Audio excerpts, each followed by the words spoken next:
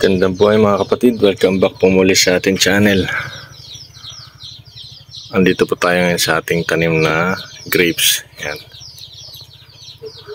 Pinutulan po natin ito, tapos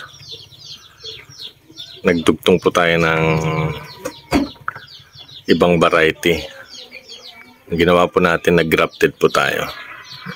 Yan, tumubo na po siya. Brazilian hybrid.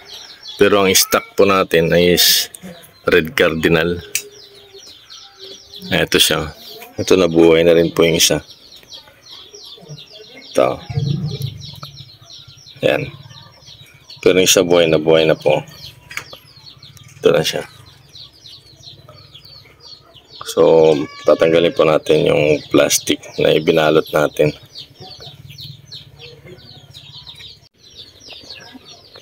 Buhay na po siya mga kapatid. Oh.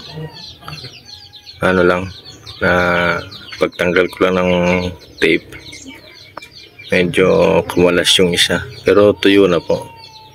Sana hindi mamatay. Nagkamali tayo ng bukas. Pero nag-success naman po.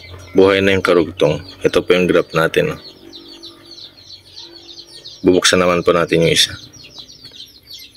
Parang gusto ko nga po ibalik yung muna yung tape.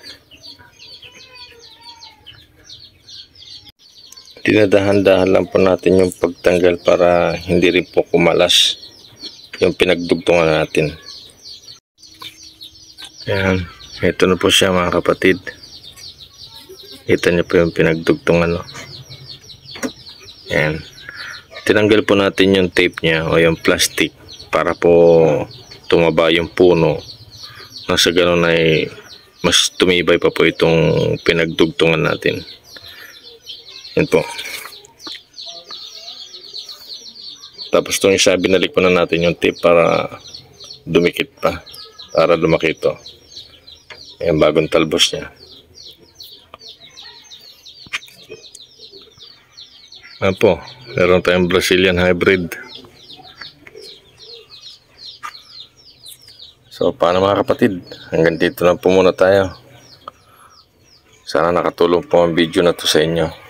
Gaya po ng lagi natin sinasabi, huwag po tayo makawalan ng pag-asa sa buhay. God bless us all po.